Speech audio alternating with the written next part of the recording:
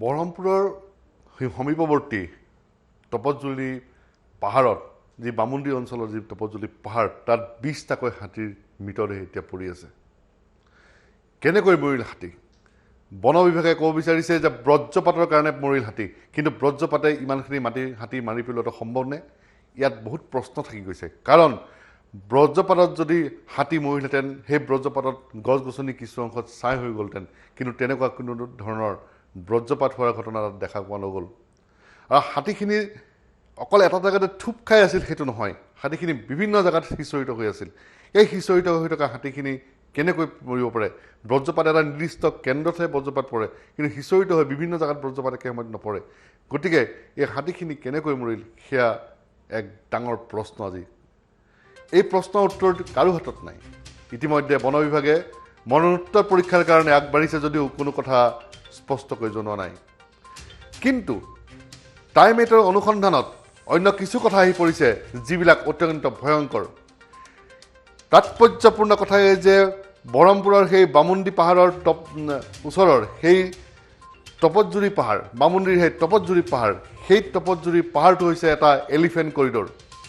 Elephant corridor হৈছে কি এটা নিৰ্দিষ্ট অঞ্চলেদি হাতীয়ে বছৰৰ পাছত বছৰ যিটো অহা যোৱা কৰা যিটো পথ তাকে কোৱা হয় এলিফেণ্ট কৰিডৰ সেই তপজুলি পাহাৰ হৈছে এটা পুৰণি এলিফেণ্ট কৰিডৰ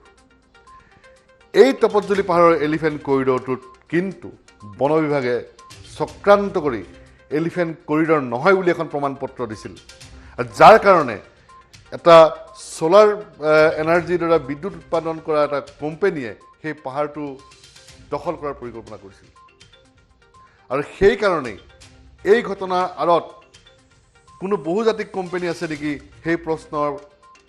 উত্থাপন হৈছে আৰু সেই প্ৰশ্ন এই ক্ষেত্ৰত কিন্তু কোনো সন্দেহ নুই কৰিব নোৱাৰি তপজুৰি পাহাৰ এটা এনেকুৱা এটা অঞ্চল য'ত এলিফেণ্ট কৰিডৰ আছে য'ত হাতীয়ে অনবৰত বসবাস কৰে আৰু সেই এলিফেণ্ট কৰিডৰটো কিহৰ যুক্তিত বন বিভাগে কাৰ স্বাৰ্থত কোন বণিক গোষ্ঠীৰ স্বাৰ্থত এলিফেণ্ট কৰিডৰ নহয় বুলি ক'লে তাৰ উত্তৰ কিন্তু বন বিভাগে দিব পাৰিব নোৱাৰে সেয়া আজি চিন্তা কৰিবলগীয়া কথা তাৰোপৰি এই পাহাৰটো যাতে কোনো ক্ষেত্ৰতেই কোনো বণিক গোষ্ঠীৰ হাতত কোনো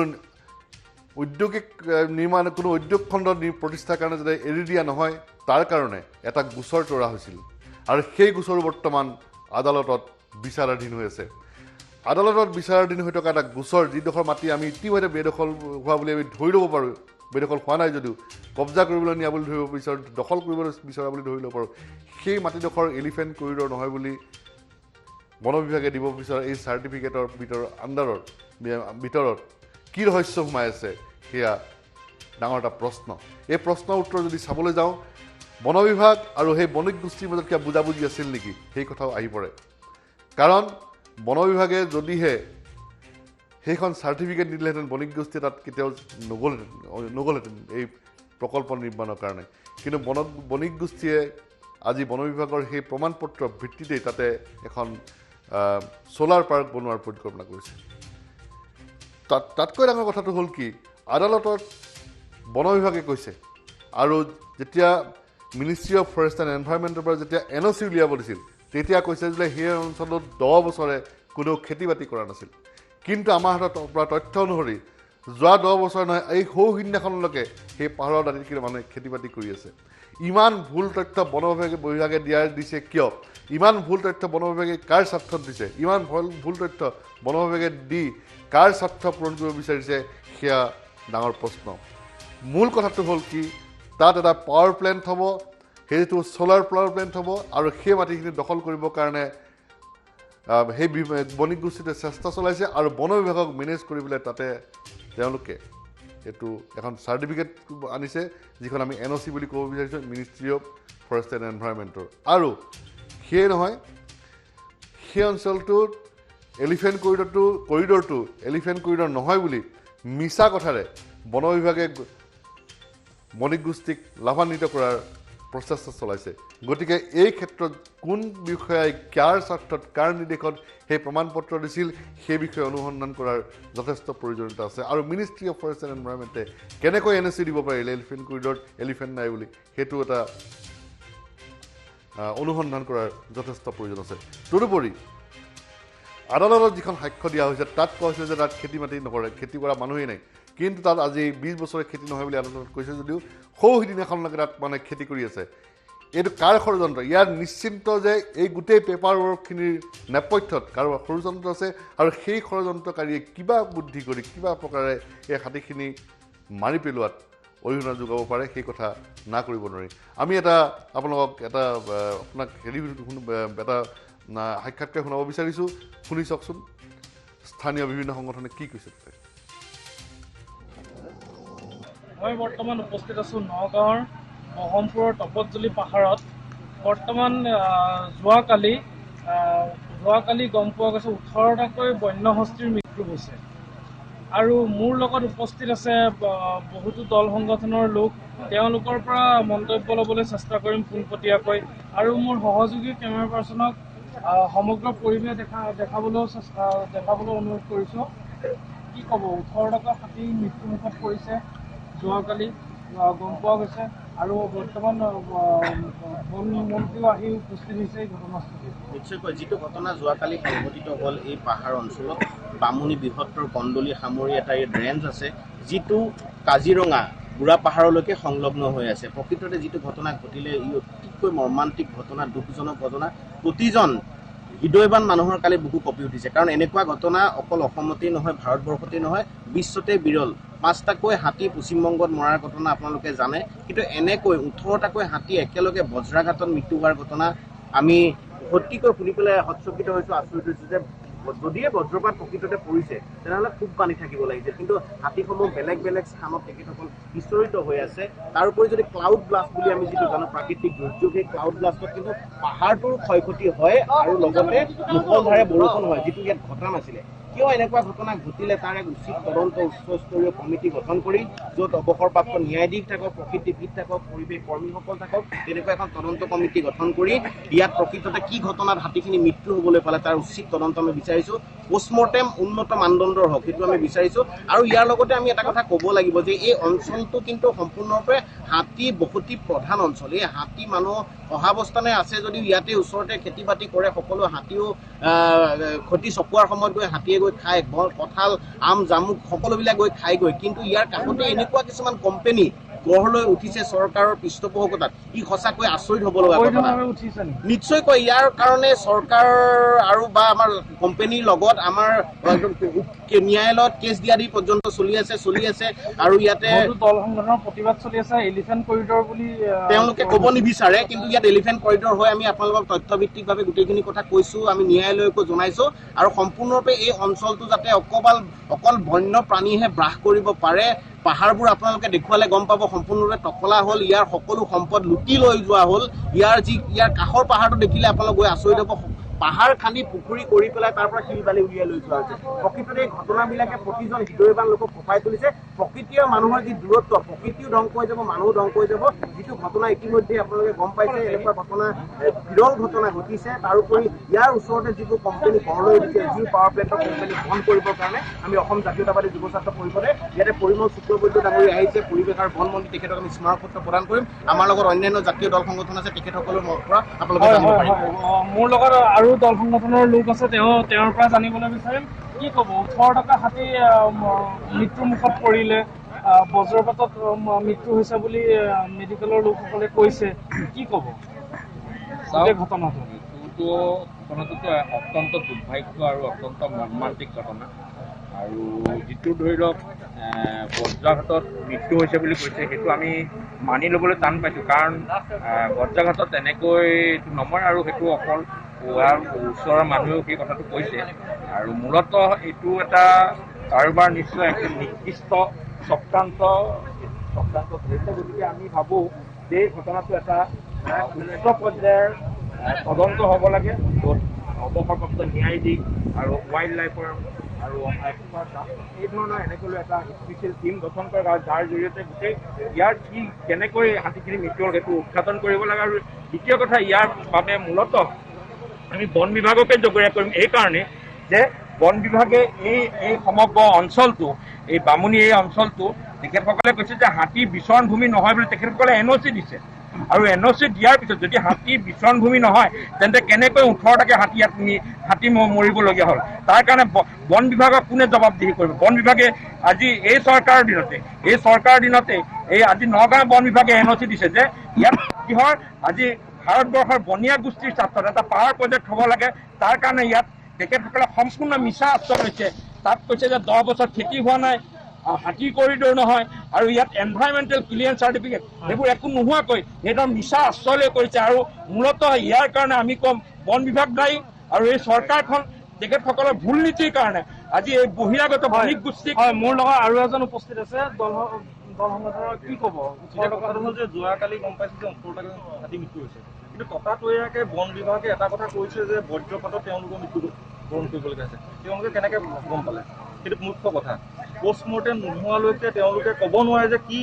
পৰিঘটনাত পৰি পেলাই হাতীকেইটাৰ মৃত্যু হ'ল। প্ৰথম কথা, সেইটো নিশ্চিতভাৱে এটা উচ্চ পৰ্যায়ৰ তদন্ত লাগে। এজন প্ৰাক্তন ন্যায়াধীশৰ নেতৃত্বত পৰিৱেশ কৰ্মী লৈ পেলাই এটা কমিটি গঠন হ'ব। তাৰ জৰিয়তে তদন্ত কৰি পেলাই এটা প্ৰতিবেদন দাখিল কৰিব লাগে। তাৰ জৰিয়তে হ'ব লাগে প্ৰথম কথা। আৰু ছেকেণ্ড কথাটো হ'ল যে তেওঁলোকে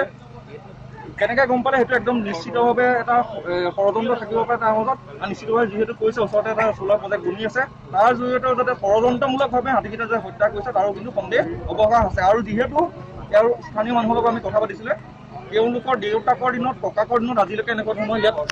পৰিঘটনা হোৱা নাই। 18টাকে মাটি পেলাই এটা দুটা হাতী মানে মৃত্যু ঘটিব পাৰে, কিন্তু এনেকুৱা ধৰণৰ হোৱা নাই। নিশ্চিতভাৱে এইটো ষড়যন্ত্ৰ থাকিব পাৰে, অন্তৰ্জীয় কোনো কথা থাকিব পাৰে নিশ্চিতভাৱে। সন্দেহ কৰিছে নিশ্চিতভাৱে। হয় হয়, মই বৰ্তমান উপস্থিত আছিলোঁ আপোনাৰ বামুণী তপতজুলি পাহাৰত। বৰ্তমান তপতজুলি পাহাৰ সাক্ষী হৈ ৰৈছে 18টাকৈ হাতীৰ মৃত্যুৰ পিছত। উল্লেখযোগ্য যে এই বামুণ্ডী পাহাৰটো হৈছে কাজিৰঙাৰ বুঢ়া পাহাৰৰ এটা অংশ, অৰ্থাৎ কাজিৰঙাৰ পৰা কাষতে আছে বুঢ়া পাহাৰ, আৰু বুঢ়া পাহাৰৰ এটা সংলগ্ন হৈছে বামুণ্ডী পাহাৰ। গতিকে কাজিৰঙাৰ পৰা হাতী এই বামুণ্ডী পাহাৰলৈ অহাটো কোনো আশ্চৰ্য কথা নহয়, আৰু বামুণ্ডী পাহাৰৰ পৰাও হাতী গৈ কাজিৰঙালৈ যোৱাটো আচৰিত কথা নহয়। সেয়া ইয়াক এলিফেণ্ট কৰিডৰ বুলি কোৱা হৈছে। আৰু এই এলিফেণ্ট কৰিডৰটো হাতীৰ অহা যোৱা কৰা এটা পুৰণি পথ, আৰু এই পুৰণি এলিফেণ্ট কৰিডৰটোকেই বন বিভাগে কৈছে যে এইটো এলিফেণ্ট কৰিডৰ নহয়, ইয়াত হাতী নাহে। ইয়াত নিশ্চিন্তভাৱে ষড়যন্ত্ৰ আছে, আৰু এই ষড়যন্ত্ৰৰ আঁৰত কেতবোৰ বন বিষয়া, হয়তো বনমন্ত্ৰী অথবা কোনো বণিক গোষ্ঠীৰ নিশ্চয় তাত হাত থকাটো কোনো না কৰিব নোৱাৰে। তাতকৈ ডাঙৰ কথা হৈছে কি, ইয়াত কোনো ধৰণৰ ক্লাউড বাৰ্ষ্ট জাতীয় যিটো আমি ক্লাউড ব্লাষ্ট হোৱা বুলি কওঁ, সেইটো বস্তু হোৱা নাছিল। কাৰণ সেইটো হোৱা হ'লেও ইয়াত পানীয়ে ভৰপূৰ হৈ পৰিলেহেঁতেন, তেনেকুৱা কোনো কথা নাই। আৰু যেতিয়া বজ্ৰাঘাত হয়, আপোনাৰ যেতিয়া বজ্ৰপাত পৰে, তেতিয়া এটা নিৰ্দিষ্ট অঞ্চলত পৰে, কিন্তু দূৰত সিঁচৰিত হৈ থকা হাতীৰ গাত কিন্তু বজ্ৰপাতটো ছিটিকি পৰাটো এইটো ইমান সহজ কথা নহয়। আৰু হয়তো দুই এটা হাতী তেতিয়া হয়তো চাগে আহতও হ'লহেঁতেন, কিন্তু তেনেকুৱা ঘটনা আমি দেখা নাই। কিন্তু একদম এটা অত্যন্ত ৰহস্যজনক অৱস্থাত মৰি আছে। গতিকে এই ফুড পয়জনিঙৰ জাতীয় হ'ব পাৰে, কিন্তু সেইবিলাক কথা কোনো স্পষ্ট হোৱা নাই। কিন্তু তাৎপৰ্যপূৰ্ণ কথা এই যে বনমন্ত্ৰী আজি ৰাতিপুৱা গৈছে, অসমৰ মুখ্যমন্ত্ৰী হিমন্ত বিশ্ব শৰ্মাই বনমন্ত্ৰীক যোৱা সন্ধিয়াই নিৰ্দেশ দিছিল যে আজি যিকোনো মুহূৰ্তত প্ৰকাশগৰাকীয়ে সেই স্থানত উপস্থিত হ'ব লাগে। কিন্তু বনমন্ত্ৰীগৰাকীয়ে যিখিনি কথা ক'লে তাত কিন্তু এই যিখিনি আমি আপোনালোকক ক'লোঁ, NOC নিদিয়া, এলিফেণ্ট কৰিডৰ বা এই এটা বিশেষ গোষ্ঠীয়ে তাত যিটো আপোনাৰ এটা আপোনাৰ চ'লাৰ প্ৰজেক্ট বনাবলৈ লৈছে, সেইবিলাক কথা কিন্তু বনমন্ত্ৰীয়ে একো নক'লে। তেওঁ খালি ক'লে যে এইটো এনকুৱাৰী কৰিব লাগিব, এইটো বজ্ৰপাত হ'ব পাৰে বুলি ভাবিছে, এনকুৱাৰীৰ পিছত গম পোৱা যাব ফুড পয়জনিং হৈছে ইত্যাদি কথা কৈ গ'ল। কিন্তু যিখিনি কথাৰ কাৰণে ইতিমধ্যে আদালতৰ ওচৰ চাপিব লগা হৈছিল, সেই বিষয়টোৰ পৰা সম্পূৰ্ণৰূপে আঁতৰি থাকিল বনমন্ত্ৰী। এই বনমন্ত্ৰী কি কৈছিল চাওঁ শুনক। মানসিক শান্তি পাওঁ, আৰু কথাখিনি সঁচাকৈ কি কথা আপুনি নিজে চকুৰে চাই আহিম। এই উদ্দেশ্যে আমি যাত্ৰা কৰি আছোঁ। চাওক কিমান দূৰলৈ গৈ এতিয়ালৈকে বিষয়াসকলে জানিবলৈ দিয়া মতে যিটো প্ৰাথমিক তদন্তৰ কথা কৈছে, কিছু লোকে আকৌ সন্দেহ কৰিছে যে ফুড পয়জনিং বা তেনেকুৱা ধৰণৰ ঘটনা। পয়জনিং হ'লে এটা হাতীৰ শক্তিটো ই লগে লগেতো আৰু এনেকুৱা নহয় যে পয়জন কোনো মানুহে ফিডিং বোতলত খুৱাই দিলে আৰু সি মৰিব। পয়জনিং হ'লে হ'ব পাৰে, মইতো হেৰি কৰা নাই, কিন্তু হ'লে মানে মৃত্যুৰ আগতে, মৃত্যু সাৱটি লোৱাৰ আগতে সি কিবা কিবি অলপ অলপ চেষ্টা কৰিলেহেঁতেন বা কষ্ট কৰি সি ঘূৰা ফেৰা কিবা কিবি এটা কৰিলেহেঁতেন। এইবিলাক কথা চোৱাৰ কাৰণে আমি গৈ আছো। আমি ফটোগ্ৰাফাৰ পাইছো কালিৰ ফালৰ পৰা বা আপোনালোকে দেখিছে, এনেকুৱা লাগিছে যে উইদিন এ ছেকেণ্ড তেওঁৰ প্ৰাণটো গ'ল। সি একো কৰিব পৰা নাই, একো ভাবিব পৰা নাই, এনেকুৱা স্থিতিত গৈছে। আজি এনেকুৱা স্থিতিত যদি যায় তেনেহ'লে এটা প্ৰচণ্ড শক্তিৰ প্ৰয়োজন আছে। সেই শক্তিটো আৰু প্ৰাকৃতিক কোনো দুৰ্যোগৰ কাৰণে হৈছে। যদি প্ৰাকৃতিক দুৰ্যোগ হৈছে তেনেহ'লে আৰু লাইটেনিংটোৱে হ'ব, বজ্ৰপাত, বাহিৰত একো নহয়। যে ইয়াতে বিশেষজ্ঞ আমাৰ লগতে আছে, মোৰ যিটো ধাৰণা আপোনালোকক ক'লো, আৰু বিশেষজ্ঞবিলাকে যি মতামত দিব, পষ্টমৰ্টেম হ'ব, মতামত দিব, গোটেইখিনি মিলামিলি হৈয়ে আমাৰ এনেকুৱা হ'ব। আৰু আমাৰ স্থানীয় যিটো আমাৰ সন্মানিত বিধায়ক জিতু গোস্বামী ডাঙৰীয়া, তেওঁতো কালিৰ পৰা একেবাৰে প্ৰচণ্ডভাৱে গোটেইখিনি, প্ৰথমটো মই তেওঁৰ লগতে কথা কৈ আমি গোটেইখিনি কথা আমি খবৰ পালোঁ। আজি তেওঁৰ যি অভিমত বা তেওঁ যেনেকুৱা দেখি আছে জিতু গোস্বামী ডাঙৰীয়াই আমাৰ বিভাগৰ লগত লৈ বা আমাৰ পাৰ্টিৰ মানুহ আছে, তেওঁলোকৰ এতিয়ালৈকে যিটো মতামত যে এনেকুৱা এটা প্ৰাকৃতিক দুৰ্যোগ কিবা হৈছে। আপুনি এতিয়া নিজৰ ওপৰলৈ যাব আচলতে য'ত 14টা হাতী আছে, এজেগাত 14টা হাতী আৰু এজেগাত 4টা হাতী, 14টা হাতীৰ স্থানলৈ গৈ নিজে সৰজমিন তদন্ত কৰিব। আমি চেষ্টা কৰিম আমি যোৱাৰ কাৰণে। ছাৰ, বন বিভাগৰ উচ্চ পৰ্যায়ৰ এজন বিষয়া জনাইছে যে হাতী আঁঠুকাৰি নমৰে। এই তেওঁ জনাইছে, তেওঁৰ হেৰি আছে, আঁঠুকাৰি নমৰে মানে সেই মৰি যদি পৰি যায় তে আঁঠুকাৰি পৰিব পাৰে, আঁঠু ওপৰত থাকিব পাৰে। সি যদি ওপৰতে মৰি যায় তে পৰাৰ টাইমত আঁঠু ওপৰত বা তলত, এই কথাটো তেওঁৰ মনত থাকে নেকি? কথাবোৰ কিমান চেল্ফ কণ্ট্ৰাডিক্টৰী আপোনালোকে চাওক। এজন বন বিষয়াই ক'লে যে হাতীয়ে আঁঠুকাৰি নমৰে, কিন্তু মন্ত্ৰীগৰাকীয়ে ক'লে যে হাতীয়ে আঁঠুকাৰি মৰাটো অস্বাভাৱিক নহয়। এজন বন বিষয়াই নিজৰ অভিজ্ঞতাৰ পৰা কৈছে যেতিয়া এটা এনিমেল মৰে সি কেতিয়াও আঁঠুকাৰি নমৰে বা সেই ধৰণে বহি থকা পৰ্যায়ত নমৰে। এইটো কিন্তু বন বিভাগে বিষয়াগৰাকীয়ে কিছু অবজাৰভেশ্যনৰ পিছত, কিছু পৰ্যবেক্ষণৰ পিছত এই কথাষাৰ কৈছিল, কিন্তু মন্ত্ৰীগৰাকীয়ে সেই কথাষাৰ উৰুৱাই দিয়া যেন আমাৰ পৰিলক্ষিত হ'ল। এইখিনিতে আৰু দুটা কথা ক'ব বিচাৰিছোঁ যে য'ত এই হাতীখিনি মৰিল তাৰ কাষতে এটা পাহাৰ আছে, মানে বামুণ্ডী পাহাৰৰ এটা অংশ হয়, যিটো তপতজুলি পাহাৰৰ এটা অংশ বুলি ক'ব পাৰি। বামুণ্ডীৰ তপতজুলি পাহাৰ, বহুতে বামুণ্ডী পাহাৰ বুলি কয়, তপতজুলি পাহাৰ বুলি কয়। তাত JCB চলি গোটেই পাহাৰ খান্দি সম্পূৰ্ণ চফা কৰি দিয়া হ'ল। সম্পূৰ্ণ পাহাৰটো এতিয়া এটা পুখুৰীলৈ পৰিণত হৈছে। মাটি শিল খান্দি লৈ গ'ল বিভিন্ন লোকে, তাত বন বিভাগে সম্পূৰ্ণৰূপে সেইটো খান্দিবলৈ এৰি দিছে। যে এইবিলাক যিহেতু তাৰ কাষতে এনেকুৱা ষড়যন্ত্ৰ হৈ আছে যে হাতীখিনি মৰাৰ ক্ষেত্ৰত যে ষড়যন্ত্ৰ নকৰিব তাক কিন্তু নুই কৰিব নোৱাৰি। সেই তপতজুলি পাহাৰৰ কাষতেই আৰু এটা পাহাৰ আছিলে যিটো সম্পূৰ্ণৰূপে JCB চলাই খান্দি পুখুৰীলৈ পৰিণত কৰিলে, আৰু সেই কাম কৰিছিল বন বিভাগৰ চকুৰ আগত, আৰু সেই অনুমতি বন বিভাগে দিছিল। আৰু সেই পৰ্যায়ত যেতিয়া এটা ষড়যন্ত্ৰ হয়, এটা বেয়া কাম কৰা হয়, হাতী মৰাৰ ক্ষেত্ৰত যে বেয়া কাম নকৰিব তাৰ কোনো নিশ্চয়তা নাই। গতিকে আৰু এজন আমি এটা আপোনাক ইণ্টাৰভিউ আমাৰ এটা সাক্ষাৎকাৰ শুনাব বিচাৰিছোঁ এজন স্থানীয় ব্যক্তিৰ, তেওঁ কি কয়।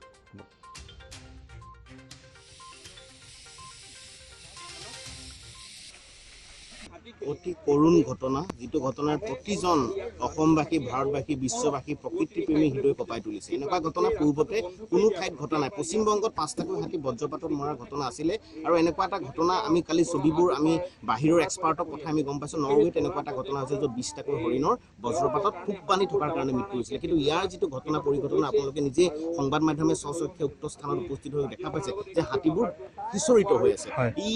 কেনেকৈ ঢুকালে, বজ্ৰপাতত ঢুকালে নে প্ৰকৃততে কি কাৰণত ঢুকালে তাৰ এক উচিত তদন্ত অসম জাতীয়তাবাদী যুৱ ছাত্ৰ পৰিষদে বিচাৰিছোঁ। আমি আজি পৰিমল শুক্লবৈদ্য ডাঙৰীয়াকে লগ কৰিবলৈ আহিছোঁ। আমি উক্ত স্থানত গৈছোঁ। আমি গোটেই ঘটনা পৰিঘটনাটো উচিত তদন্ত বিচাৰিছোঁ, উচিত পোষ্টমৰ্টেম হ'ব লাগিব, উচ্চস্তৰীয় কমিটি গঠন কৰি ইয়াত তদন্ত বিচাৰিছোঁ। কাৰণ এটা ঘটনা ইয়াতে ঘটি আছে, ইয়াৰ নিশ্চয় ওচৰতে এটা power plant, solar power plant এটা বনাইছে জিঅ'ৰ কোম্পানীয়ে। সেই কোম্পানীটোৰ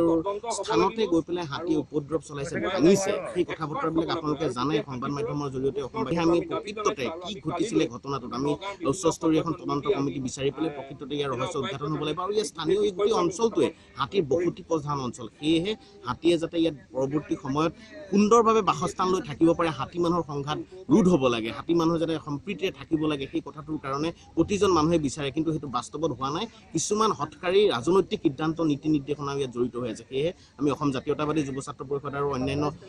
কৃষক ছাত্ৰ মুক্তি সংগ্ৰাম সমিতি কৃষক মুক্তি সংগ্ৰাম সমিতি নিখিল ভাৰত কৃষক সমিতি সকলোবিলাকে আমি বিচাৰিছোঁ যে ইয়াকে আৰু বিচাৰ হওক আৰু হাতীকেইটাক প্ৰকৃততে এতিয়া পষ্টমৰ্টেম কৰি হাতীখিনি একে জেগাতে যাতে পুতি কৰি ৰাখিব পাৰে তাৰে ব্যৱস্থা কৰিবৰ কাৰণে আমি সংবাদ মাধ্যমৰ জৰিয়তে দাবী জনাইছোঁ ফৰেষ্ট মিনিষ্টাৰ আহি উপস্থিত হৈছে কিবা আলোচনা কৰিছে নেকি ফৰেষ্ট মিনিষ্টাৰ ডাঙৰীয়াক আমি কৈছোঁ তেখেতে কৈছে আমি চাই আহি আপোনালোকৰ লগত মত ব্যক্ত কৰিম আমি সেই অপেক্ষাটো আমি তেখেতসকলক স্মাৰকপত্ৰ প্ৰদান কৰিম আৰু প্ৰকৃততে ঘটনাটো কি হৈছে নিৰপেক্ষ এজন অৱসৰপ্ৰাপ্ত ন্যায়াধীশ লওক ইয়াত তেখেতক দায়িত্ব দিয়ক আৰু বন বিভাগৰ যি স্তৰীয় বিষয়ে যে প্ৰকৃতিবিদ আছে সকলোকে লগত লৈ মানে তদন্ত কমিটি গঠন কৰি প্ৰকৃততে ঘটনাটো এনেকুৱা নাভুন্নাচুত ঘটনা সেয়েহে আমি আৰু ইয়াৰ লগত বিভিন্ন আমি সংযোগ দেখা পাইছোঁ সেয়েহে আমি পুনৰবাৰ আপোনালোকৰ মাধ্যমৰ জৰিয়তে নিৰপেক্ষ তদন্ত বিচাৰিছোঁ নিৰপেক্ষ তদন্ত বিচাৰিছে এই জাতীয় সংগঠনসমূহে তেওঁলোকৰ চকুত নিশ্চয় কিছু ভুল ধৰা পৰিছে যাৰ কাৰণে আজি তদন্ত বিচাৰিছে কিন্তু চৰকাৰী তদন্তৰ ফল কি হয় সেয়া সময়হে ক'ব বহু ক্ষেত্ৰত দেখা যায় যে চৰকাৰী তদন্তৰ ফল কিন্তু ৰাইজে ভবা মতে নহয় চৰকাৰে ভবা মতেই হয় এতিয়া কথাটো হ'ল যে ইয়াত এটা ডাঙৰ অভিযোগ এই শেষৰ বক্তাজনে ক'লে যে যিটো চ'লাৰ প্লেণ্ট বনোৱা হৈছে সেইফালে প্ৰায় হাতী গৈ থাকে আৰু তেওঁলোকৰ কাম কাজ কৰাত অসুবিধা হয় আৰু তেওঁলোকে এই ঘটনাটো কৰিলে নেকি বুলি এটা ডাঙৰ প্ৰশ্নবোধক চিন ইতিমধ্যে ৰাইজলৈ এৰিছে আৰু এইবিলাক কথা চৰকাৰী আৰু বেচৰকাৰী তদন্তত মুকলি হৈ পৰিব বুলি আশা কৰিব পাৰি আৰু এই তদন্ত যাতে গাপ দিব নোৱাৰে কোনো পক্ষই তাৰ বাবে বিভিন্ন জাতীয় সংগঠনে কিন্তু কঠোৰ দৃষ্টি নিক্ষেপ কৰাটো অতি প্ৰয়োজন হৈ পৰিছে